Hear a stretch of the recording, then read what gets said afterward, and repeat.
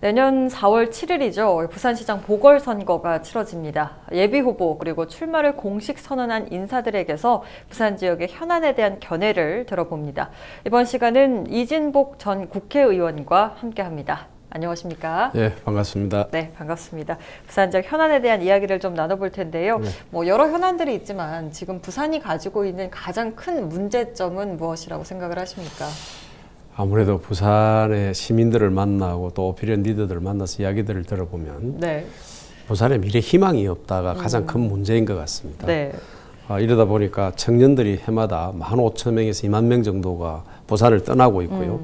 또 부산 인구수도 그만큼 또 더 줄고 있다는 것도 그렇죠. 부산의 큰 걱정입니다. 그래서 부산이 노령인구 2도시로 전락했다는 것은 정말 심각한 문제거든요. 그래서 부산의 미래, 부산이 무엇을 먹고 살 것인가, 부산의 경제는 어떻게 이끌어 나갈 것인가 라는 데 대한 고민들을 풀어내는 것이 지금 부산의 가장 큰 해난이 아니겠느냐, 저는 이런 생각을 가지고 봅니다. 사실 부산이 그동안의 산업을 이루어왔던 구조를 보면 자동차 부품 산업, 조선기자재업, 해양물류산업, 건설업, 서비스업 등으로 대별될 수 있습니다만은 이 산업들이 사실은 성장을 이제 거의 멈추었습니다. 네. 그래서 이 산업으로 부산을 끌고 가기에는 미래가 너무 어둡다. 그래서 새로운 산업을 어떻게 만들어 갈 것이냐라는 부분이 부산이 가장 큰 해난 중에 하나가 아니겠냐는 생각이 들고요. 네. 또 하나는 코로나로 인해서 사실 소상공인들이 너무 힘들어졌습니다. 그렇죠. 관광산업도 힘들어졌지만은 우리 소상공인들도 사실은 한 집 건너 하나씩 거의 다 문을 닫았거든요. 네. 그래서 이 소상공인들을 어떻게 좀 힘이 나도록 할 수 있느냐 하는 이런 것도 굉장히 중요하고요. 부산이 바다를 끼고 있지 않습니까? 그렇죠. 그래서 부산에 바다 해양 관광 이런 것을 축을 이루어 가지고 유일하게 대한민국에 크루즈가 들어오는 도시는 부산밖에 없습니다. 이런 것들을 100번 잘 활용해서 해양 관광에 관한 새로운 이정표를 만들어 나가는 것이 부산 미래를 만드는 데 중요한 것이 아니겠느냐. 기존의 산업보다도 미래지향적인 산업들을 만들어 가야 된다라고 이렇게 말씀드려야 될 것 같습니다. 네, 알겠습니다. 부산의 이슈이기도 하고 전국적으로 큰 관심을 받고 있죠. 가덕도 신공항 이야기가 계속해서 나오고 있는데 이 부분은 좀 어떻게 해결을 해야 된다고 보십니까? 사실 14년 됐습니다. 가덕도 이야기를 한 지가. 네네. 그런데 어떤 이유에서인지 모르겠지만 부산 시민들이 바라는 모습하고는 다른 쪽으로 흘러가고 있다는 것이 지금 가덕도 공항이고요. 저는 가덕도가 되든 김해공항 확장이 되든 빨리 해야 된다는 것입니다. 14년 동안에 논쟁만 하다가 선거 때 정치적 이용만 하다가 아무것도 하지 않았습니다. 네네. 아직 삽질까지도 하지 못하고 있는데 제가 정말 걱정하는 것은 김해도 아니고 가덕도도 아니다는 이야기입니다. 이 사람들이 김해는 이 정권이 김해는 위험하다라는 이야기를 했는데 왜 위험한지 구체적인 발표를 하지 않았어요. 그러나 그 위험을 해소하기 위한 것도 대안도 제시를 하지도 않았지만은 그렇다고 가덕도로 가야 된다라고 결정도 하지 않았어요. 이게서 저는 의미가 있다고 봅니다. 네. 이 정부가 이제 남은 기간이 1년 6개월 정도밖에 안 남았다고 봐야 되는데요. 이것도 하지 않고 저것도 하지 않고 먹튀를 하는 거라고 저는 생각합니다. 선거 때 이용만 실컷하고 시민들의 그 어떤 관심을 끌어놓고 이제는 내몰라라 하고 떠나는 거 아니겠느냐. 어제 제가 일부 언론을 보니까 내년 2월에도 발표하기 어렵다라고 한다거든요. 네.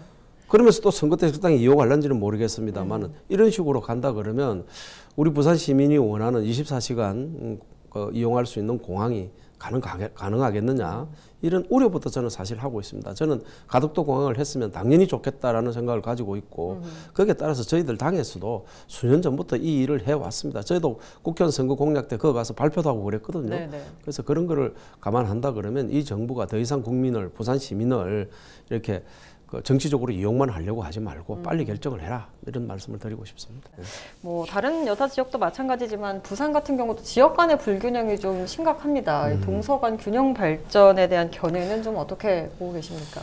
사실 서병수 선배께서 부산 대교조론을 이야기하려고 해서 강서 쪽에 부산의 대체적인 발전이 좀 늦어지고 있는 강서를 네. 적극적으로 발전하겠다고 많은 공약들을 제시를 했고 시장 중에 여러 가지 일들을 시행해 왔습니다.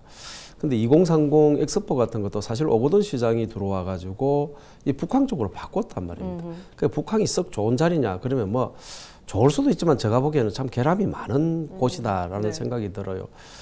그런데 그게 저 맥도 같은 데다가 2030을 해서 그쪽에 새로운 것을 만들어 보겠다던 그런 여러 가지 계획들이 전부 무산이 되어서 네. 서부 상권에 있는 사람들로서는 굉장히 실망스러울 거라고 저는 생각합니다. 근데 다만 하나, 서부 상권이 지금까지 해놨던 부산시가 약속했던 내용들만 지켜도 저는 상당히 도움이 될 거라고 생각을 합니다. 네. 다만 지금까지 약속된 내용들하고 다른 것들을 좀 보강을 해야 될 필요는 있다. 네. 학교라든지 병원 시설이라든지 특히 요즘 코로나로 인해서 상당히 힘들어지고 있지 않습니까? 그렇죠. 거기에는 공항도 그 기차 종점도 또 항만도 있기 때문에 사실 굉장히 위험한 지역입니다. 외국에서 언제든지 그런 전염성 병들이 들어올 수도 있고 그러니까 네. 그쪽에 공공의료시설 같은 것도 하는 것도 저는 굉장히 중요하다고 보고요. 100만의 도시를 만들겠다 그러면서 이런 시설들이 턱없이 부족하는 것은 물론 사람도 들어와야 그 다음에 또 이런 것도 예산에 맞추어서 또 시기에 맞춰서 하는 것이긴 합니다만은 서부산 것이든 동부산 것이든 우리 구도심권이든 부산이 골고루 발전을 해야 됩니다. 그렇죠. 그래서 그런 측면에서 본다면 서부산은 이제 발전을 시작한 거고 이 부분에 대해서 서부산이 계속 탄력을 받아서 일할 수 있도록 만드는 것이 부산시정의 중요한 목표가 돼야 된다는 데서는 변함이 없습니다. 알겠습니다. 앞으로도 부산 시민을 위해 부산의 발전을 위해서 많은 고민 부탁드립니다. 고맙습니다.